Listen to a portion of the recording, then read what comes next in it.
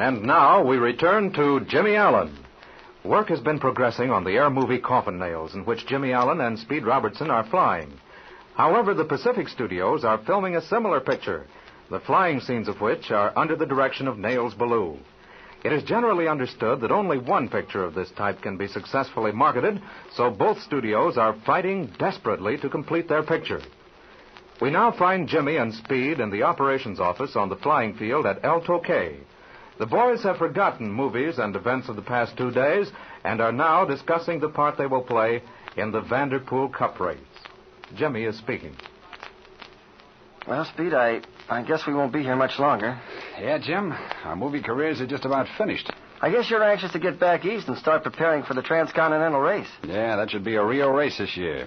You haven't received any word from the monsoon people about me, have you, Speed? Well, not yet, but don't you worry. We'll hear one way or another before long. Oh, I hope so. Do you really think I have a chance? Oh, why not, Jim? Yeah, I think you got a very good chance. And you'll make good, too. If I didn't think so, I wouldn't have recommended you. Oh, thanks, Speed.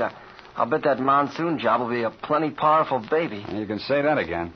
Say, Speed, what's the dope on this mystery ship that the Mercury people have built? Well, they call her the Mercury Mystery Ship, and she's well named. I haven't been able to get any dope so far from anyone but a friend of mine. And he heard that on a test flight, she easily exceeded the world's record. Oh, gosh, that's going to be some race. But say, who's going to fly the mystery ship? Well, that's part of the mystery, I guess. I've checked up on all the racing pilots I know, and I can't figure out who's going to fly her. When they started construction about 6 months ago, they approached me about it. Well, they knew they couldn't do better. Thanks, kid. Well, suppose we forget the Vanderpool race for the time being and concentrate on the job we got to do here. Well, how do things look to you now, Speed? We sure have shot a lot of scenes the last couple of days. Yeah, I know, Jim. We're making good time. The boys have been working hard, and Flash has kept the ships running for us. We really have nothing to complain about. What does Director Stewart think about it? Did you talk to him today? No, I didn't, Jim. We were both so busy I didn't get a chance. He's coming down here, though. I'll be here in a few minutes. Oh, I imagine he wants to discuss the balance of our work with me. The Pacific crowd have been doing a lot of flying, too. Seemed to me their ships were in the air all day today. Yeah, I know it. Ballou is driving his pilots like a Simon Legree. He's making it tough for us, too. He sure is. How does the thing stand? Do you think we can complete our picture ahead of Pacific? I don't know, Jim. I'll frankly admit it has me worried. Flash Lewis is telling me today that he understands Pacific is about through with its air scenes. One of the mechanics from over at Pacific told him. That doesn't sound so good, does it? That's bad news, Jimmy. You remember what Mr. Milliken told us a few days ago? If our picture is not completed ahead of Pacific's, we may as well chuck it in a wastebasket. Yeah. Well, I still can't understand why Mr. Milliken and the Mammoth Company can't prevent Pacific Studios from copying our story. Yeah, it does look sort of funny. But as Stewart explained it to me, this Pacific crowd is clever enough to make sufficient changes in the story to get by. That sure is a dirty trick, though. Stewart tells me they have a reputation for just this sort of thing. Some studio out here in Hollywood gets a good story, gets in production with it, and this Pacific crowd gets wind of the deal somewhere or other and makes a picture just like it. And the first picture that reaches the exhibitors is the one that sells, huh? That seems to be the idea, all right. Well, it certainly seems to work out that way. The Pacific crowd are breaking their necks to get all the air scenes filmed. Yeah, and I've noticed that generally speaking, their air scenes are not as complicated as ours. Either that or the director is more easily satisfied. It doesn't seem to take them nearly as long to do their stuff as it does ours. Yeah, I've noticed that, Jim. In fact, I mentioned it to Stewart yesterday. But I'll say this for Stewart. He knows exactly what he wants, and he isn't satisfied until he gets it. That's right. I guess he's a good director, all right. I don't blame him a bit, either. The flying scenes we do are as near perfect as it's possible to get them. But it takes time. More than once, we've reshot a scene 2 or 3 times because Stewart wasn't satisfied with it. From what I've seen of that Pacific bunch, they very seldom bother to retake any of their flying work. What can we do about it, Spain? Well, I'm frank to say I don't know. We utilize all available flying time. In fact, we work a lot harder than those Pacific pilots. But in the long run, we don't accomplish any more, and in some cases, not as much. Say, Speed, you know, I have an idea. By George, I just thought of something, and I bet it'll work. It might be the answer to this whole situation. Well, if you have any good ideas, for heaven's sake, tell me. All right, now listen to this. It seems to me that if we sort of... Excuse me a minute, Jimmy. I'll see who this is. Sure, go ahead. Hello, Mr. Stewart. Come in. I've been inspecting you. Hello, Speed. Jimmy. Hello. Sit down. Make yourself comfortable, Mr. Stewart. Thank you. You look worried. What's happened now? More trouble? Robertson, I'm plenty worried. I've been in a blue haze all day. Well, I thought the work went along pretty smoothly today. We got in a whole lot of flying and some nice scenes. Gee, that fight between the Thunderbolts and the 190s was wonderful. Everybody remarked about it. Yes, I know about that. Not referring to the quality of our work. I'm satisfied with that, thank goodness. If I wasn't, we'd do it over. Yeah, I know that all right. Well, what's troubling you then? It's the problem of time, Robertson. Time. We've been fighting against it since the first minute I set foot on this field of yours. We're not getting enough work done. Well, we're doing all we can, Mr. Stewart. Yes, but that isn't enough. I spend half my time looking at the clock and checking the calendar. We must speed up. Devise ways to do this work faster. Stewart, I'm beginning to think that you and Milliken expect too much from us. We have a good crowd of pilots here and a hard-working bunch of mechanics. These ships and engines are old. They require a lot of care. You demand almost ideal conditions for your filming. The light has to be just so. The cloud formations must be right. In other words, the success of every scene you take is dependent upon a good many different and entirely unrelated factors. It's necessary that all these things dovetail perfectly. If they don't, it means reshooting a scene, and that takes time. And understand me now, I'm not complaining. The pilots are not growling, and the mechanics are not laying down on the job, in spite of the long hours and the adverse working conditions.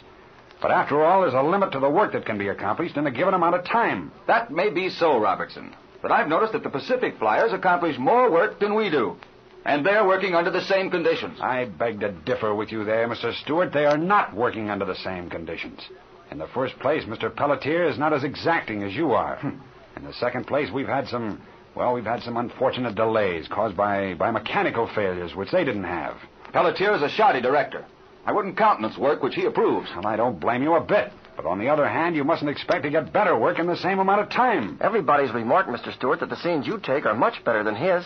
Of course they are. I know that. Well, of course, the whole trouble is this. We have to complete our picture before Pacific finishes theirs. We're under a bad handicap. That's the whole thing in a nutshell, Robertson.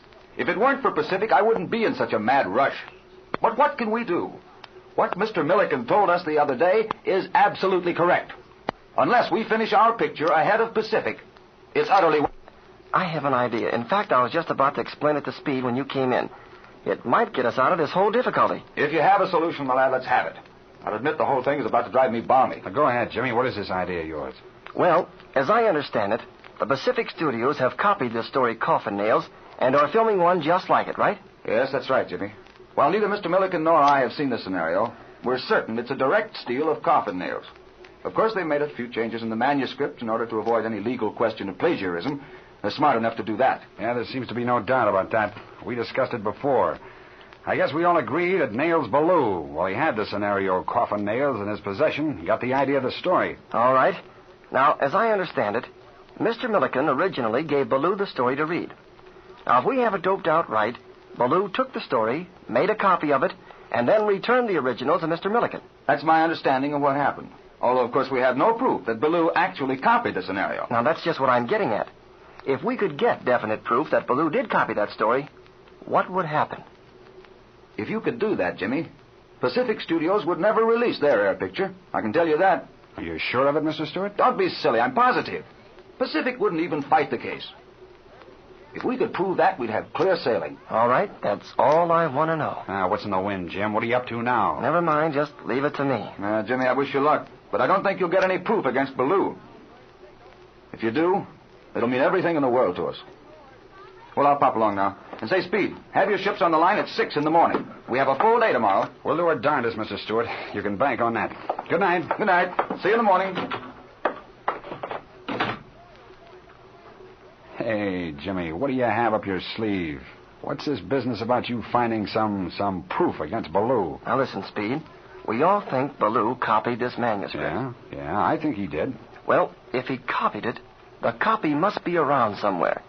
And it's probably in his quarters. Oh, in his quarters, huh? I see what you're after now, you scamp. Well, don't you agree with me? Jimmy, I'll tell you what I think happened. After Ballou read over our scenario, he probably was all set to go to work for Milliken. Then when you and I came into the picture, he was told that Milliken was going to hire us, then he'd be left out in the cold. He probably trots over to Pacific with the story and sells them on the idea of using it. You know, he may even have claimed that he wrote that story himself. If Ballou did that, he must have a copy of the original story. And by George, if he does, I'm going to find it. How are you going to do it? I'm not just sure yet, Speed, but Don't worry, I'll figure out some way. Hey, wait till I see who this is. Hello? Hello, Roy. Yeah, Jimmy is here. You're not interrupting anything important. Jimmy and I are just sitting here talking. Okay. Yeah, Jim, Roy wants to talk to you. Okay. Hello? Oh, yeah, Roy. Sure. Oh, that's right. I'd forgotten we'd planned on going into town tonight. But say, Roy, come over here right away. Yeah, right away. I want to talk to you about something. Well, you see, I need some help, Roy. I have a job that sort of requires some help, and I think you're the man that can do it. Oh, yeah, and incidentally, it'll be helping your father. Uh-huh. Well, it's something to do with Baloo. Yeah, I know how you feel about him, Roy. All right, now here's the dope. Tomorrow morning, Baloo is scheduled to be flying at about 9 o'clock. Now, I want you to meet me. Now, Roy, I'll tell you just how we'll work this sort of thing. We'll have to be very careful, but... Can Jimmy expose Baloo's dishonesty? Can he secure proof that will save the picture Coffin Nails? Listen to the next thrilling air adventure of Jimmy Allen.